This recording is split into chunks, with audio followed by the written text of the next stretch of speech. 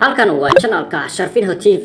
haddii aad ku cusub tahay fadlan subscribe saar, taabo gambaleelka si warbixin walba aad la socoto.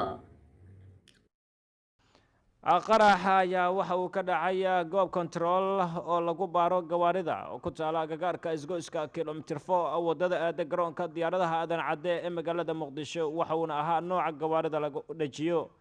goobjoogayaal ayaa waxa ay sheegeen in iyadoo ay baaritaano lagu hayo gawaarida aada garoonka uu gaariga qarxay isla markaana uu ku geeriyooday maxamed sheekh cilmi maxamed amiin oo ahaa xogayihii hore ee gobolka banaadir xilligii maamulka Mugabe iyo Sheekh Yuusuf Xuseen Jimcaale.